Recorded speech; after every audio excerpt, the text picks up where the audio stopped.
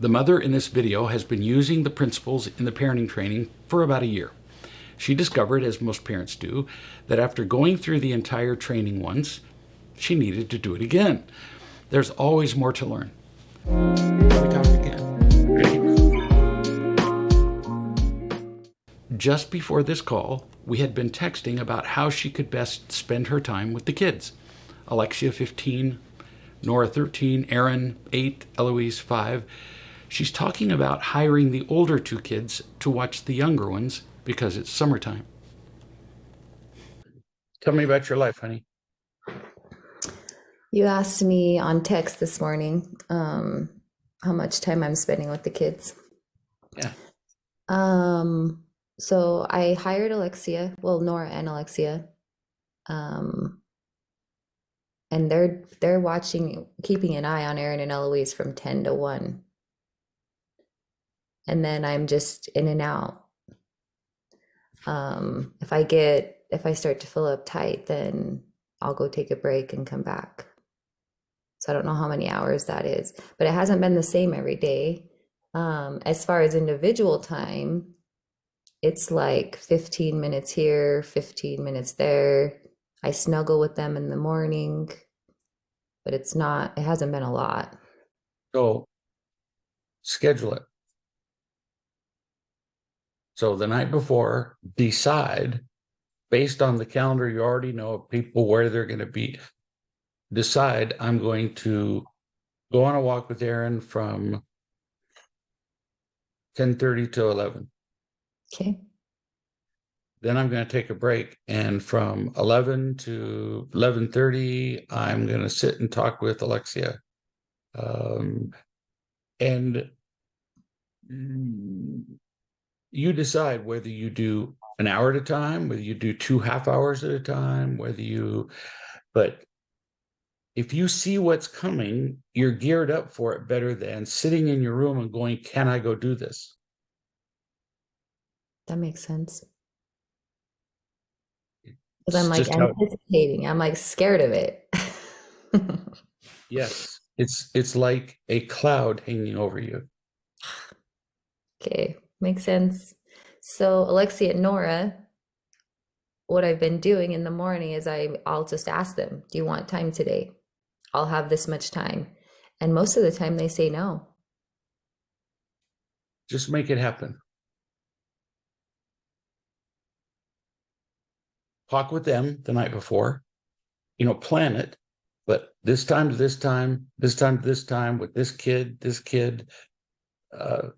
one-on-one times tends to be much more valuable than group time. Yeah. It's also less exhausting. And then you can decide at the time whether it's snuggle time or talking time or walking but between you and them, set the schedule tonight for tomorrow or this afternoon or whatever. Setting schedules permanently is really stupid on the whole. Sure, you got to show up at work at a certain time. Yeah, I get it. But time with kids, they've got stuff going on. You'll do better if you can look forward to a thing and you mentally and emotionally prepare for it. Okay, I'll do that. And then you're going to let me know how that goes. I will. It really helps. It helps you to feel prepared. It helps them to know it's coming. Meaning, well, am I going to get any time today? Nah, that sucks for a kid. Okay. I'm going to get 10 to 10:30, and then additionally, I might get 2 to 2:30. I don't know. Just try it out. There's no right way in the beginning. Okay. And then you discover, well, that was a little bit too much, but I was also sick to my stomach, so I could probably do it again tomorrow. We'll see. That's what we'll talk about. Okay. And then Sounds like a plan to me. in the past, this mother had often used meditation as a way of escaping her kids. She would meditate for hours a day, hence her next comment. The dangers of meditation. Who would have thought? Thought I was doing a good thing, but it makes sense. This is usually more useful. Watching past recordings, spending time with the kids. I'm going to have sex at 4:30. This isn't about regimentation. It's about deciding who I want to be. How do I want to express myself and learn about myself? That's the purpose of a schedule. If I leave it to chance, I'm going to be controlled by circumstances. Hmm. A child crying, somebody being irritated, somebody. You set a schedule that becomes increasingly fulfilled and purposeful. You don't have to deal with crises because you're expressing yourself. So you'll discover some days you wish you'd scheduled more. If that's just once, maybe I wouldn't alter my schedule for the next day. But if 2 days in a row I'm going, I had quite a bit of gas left in the tank. Well, then I'm going to schedule 2 times with each of the kids. You see, Hmm. it's an endless experimentation, never stops.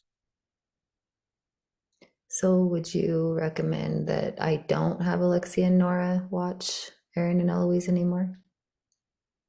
Um, I would recommend that you make it more intentional and daily planned. So you plan the times that you're going to be with each kid, and then you say to Alexia and Nora, just let them free range play in the backyard. You don't supervise them. Unsupervised play in the backyard with dirt, from blank to blank. Studies have actually proven that unsupervised, unscheduled, unscripted play is great for kids. Cool. Dig a hole. That's a little bit of a script, but every kid needs to know that digging a hole is actually pretty fun. Give them the tools for it. And then they discover things like digging a deep hole is a much greater engineering marvel than they had anticipated. Holes don't just go straight down. And then they discover they have to step into. I'm just telling you, it's a discovery experience. I'll never forget my first hole. Not kidding. I wanted to dig a hole that was, well, of course, at the time I thought it was 100 feet deep, but um, I think it wasn't. I'm going to guess it was 4 feet deep, in hard ground. For a kid, That's pretty that's deep. that's a big hole. And you learn things about just lots of stuff, pools, physics, your own strength. It was pretty interesting. I'm just pitching out an example of occupying them without being babysat, uh, and they get to learn stuff about themselves.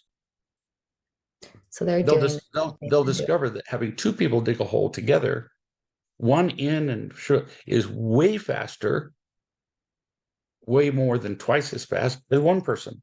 They'll have to cooperate and they'll have to learn how. Doesn't matter what the task is. You could set them to building a house out of PVC, for example, a tent house. Mhm. Endless projects. Go on Pinterest and you'll die before you'll do 0.5% of the projects per kid. You just type in activities for a 5 and 7-year-old. You'll be inundated. Outside activities, indoor activity, never stops. Okay, so the purpose is to have them have time alone playing. Got it. Uh-huh. And figuring stuff out. Cool. And you say, for that period of time, if you have a problem, work it out. Mm, okay. You can't come in and ask for help. Then at the end of that time, they can come in and say, well, he pushed me. Fine. but for an hour, you have to work it out. And you'll discover that most of the he pushed me's go away because they're forced to stay there for an hour. See how cool this gets? Mm-hmm. They're building confidence. It's what I'm doing, I guess, huh? Confidence, choice making, cooperation, all from digging a hole together in the backyard, and you can't come and get saved. And if you fall down or you drop a tool and you're bleeding, unless it's arterial bleeding, for an hour, too bad. And There's a sense of independence that comes from that. mhm. The word scheduling is often a nightmare to people. They feel controlled. Sure, that can happen with schedules, especially if the schedule is imposed by someone else. But if you set the schedule for yourself and your family, the benefits are innumerable. Let's talk about just a few. First, with a schedule, you know what's coming in a day. You're not constantly rushing from one surprise or crisis to another. Second, your kids know what's coming. They like that. They like some surprises, but not being told what to do from minute to minute. Three, your kids know when they're going to get individualized time with you, which they crave. They like to know that's coming and that it's guaranteed. Four, you virtually eliminate the hated feeling of being overwhelmed because you determine how packed the schedule is. Yeah, there's some flexibility, but overall stick to the schedule and you won't get overwhelmed. Five, you accomplish what you want instead of being ruled by demands, crying, whining, crises, and more. Another reason we don't get overwhelmed.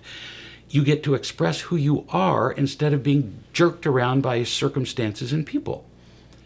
Make a schedule. I'll tell you a secret. The first few times you do this, you're going to feel really stupid because you won't be able to keep it. You will get off track. But the schedule helps you to get back on track. You have something to get back on track with.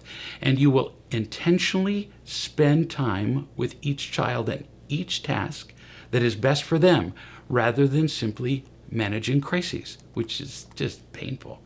Give it a shot. Schedules make it easier to love and teach our children, which is what we want, not to mention the benefits that we accrue to us personally.